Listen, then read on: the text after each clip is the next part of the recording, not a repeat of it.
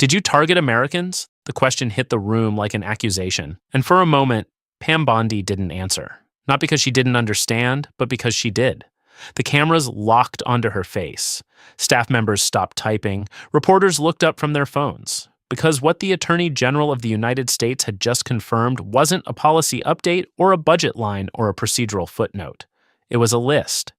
But not the kind of list anyone expected, and not one the public was ever supposed to see. A secret list of Americans. People who had been designated domestic terrorists by this administration, without a trial, without a charge, without notification, and without any legal mechanism to fight back. And when Congress asked to see it, the nation's top law enforcement officer looked directly into the cameras and said she would not comply. That was the moment everything collapsed. But here is what made it worse, far worse. The list wasn't built to catch bombers or armed extremists. According to the very memo that created it, it was built to target people based on what they believed. And if you've ever disagreed with this administration, publicly, loudly, or even quietly, you need to understand what that means. Because it might mean you. On September 25th, President Trump signed a national security memorandum called NSPM-7. The White House framed it as a counterterrorism initiative, but legal experts who read the actual language described it as something very different. Because buried inside Section 3 of that document was a directive unlike anything that had appeared in an American counterterrorism memo in modern history. It didn't define terrorism by actions, it defined it by beliefs. The memo specifically targeted, in the administration's own words, anti-American, anti-Christian, and anti-capitalist beliefs. It flagged what it called hostility to so-called traditional American views on family, religion, and morality. These were not descriptions of violence. These were descriptions of disagreement, of dissent, of constitutionally protected speech. And that's when people in that room started to realize this wasn't about security anymore. It was about control. And this memo directed the Attorney General to compile a list of groups whose members held these views. But even that wasn't the part that made this dangerous. The real problem was what happened next. That wasn't the only alarm. Within days of the memo's signing, something else happened, something quieter, but arguably more telling. Decades of law enforcement research disappeared from the DOJ's public website. Peer-reviewed studies, FBI threat assessments, analysis built over 20 years by career counterterrorism professionals, all of it reaching the same conclusion. Right-wing extremism represented the greatest domestic terrorism threat to American citizens. Critics said it wasn't just deleted, it was replaced by a singular focus on left-wing groups, on activists, on protesters, on people who, in this administration's framing, held the wrong beliefs. But that still wasn't the most dangerous part. The most dangerous part was the deadline. Section 3 of NSPM-7 directed Bondi to submit her list, the list of designated domestic terrorist groups, to the President and to Senior Advisor Stephen Miller by January 3, 2026, with mandatory updates every 30 days after that, which meant the list wasn't theoretical. It already existed, and no one in that room was supposed to confirm it. By the time Mary Gay Scanlon walked into that hearing room, the list almost certainly existed. In a file, on a server, on someone's desk in the West Wing. Scanlon knew that. She had done her homework. She arrived at the hearing with a yellow legal pad, a calm demeanor, and a series of questions she had been building for weeks, questions designed to expose. The first hour of the hearing was exactly what Bondi's team had prepared for. Friendly questions from Republican members, practiced answers about fentanyl seizures and border enforcement. Bondi looked relaxed, composed, presidential even. Her hands were open on the table. Her voice was steady. She had done this 100 times before. She had no idea what was coming. Because what Scanlon had in that folder wasn't just a question, it was a trap. And Bondi was already inside it.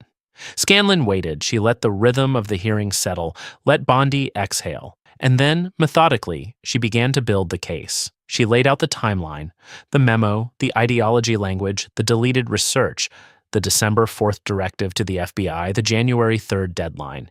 Each piece of information landed in the room like a separate weight, and with each piece, something shifted in Bondi's posture.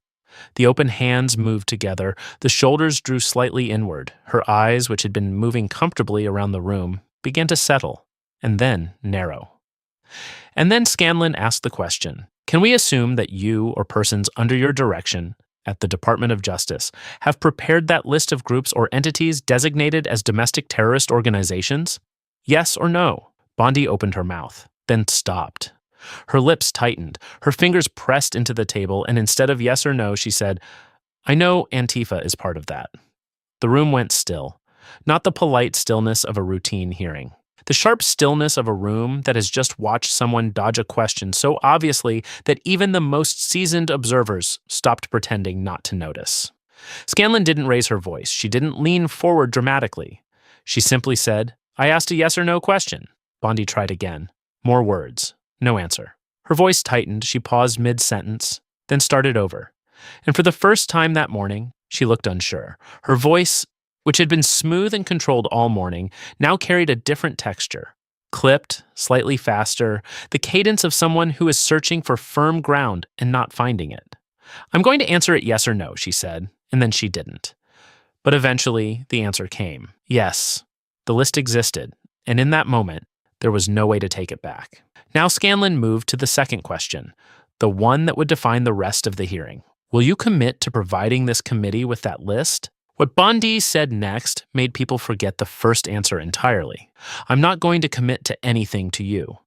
And that's when the room went completely silent. One staffer in the back stopped writing entirely. Another leaned over and whispered something, then immediately pulled back, realizing the microphones were still live. Even the committee members who had been scrolling through their notes just seconds earlier froze, because this wasn't supposed to happen on camera. Not like this, not this clearly. She said it flatly, without hesitation, without visible discomfort, which somehow made it worse. Because the Attorney General of the United States had just told a Congressional Oversight Committee on live television that she would not share a government terrorism designation list with the people constitutionally mandated to provide oversight of that government.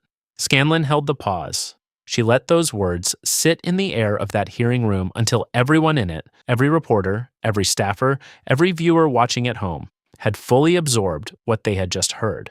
Then she explained exactly why it mattered.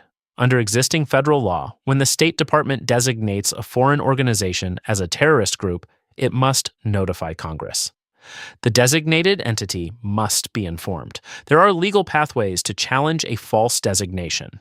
Due process exists because governments make mistakes, and Americans cannot be labeled terrorists and stripped of rights without recourse. None of that applied to this list. No notification requirement, no contest mechanism, no congressional review, no public disclosure, just names, compiled by the FBI, delivered to the White House, held in secret. And Scanlon named what that meant in terms that even a viewer watching on a phone screen could not misunderstand. She named real people: Renee Good, Alex Pretty. Ordinary Americans, not convicted of terrorism, not charged with terrorism, not even formally investigated for terrorism. People who had attended public meetings, signed petitions, organized in their communities. People whose offense, as far as anyone could determine, was political disagreement. Not criminals, not suspects, just Americans. And now, possibly targets. She named categories: clergy who had preached uncomfortable sermons, elected officials who had voted the wrong way, members of civic organizations that the White House had publicly described as threats. And then she said the part that made the room go completely cold. This list likely does not include Proud Boys. It likely does not include Oath Keepers, despite their federal convictions, despite documented violence, despite January 6th.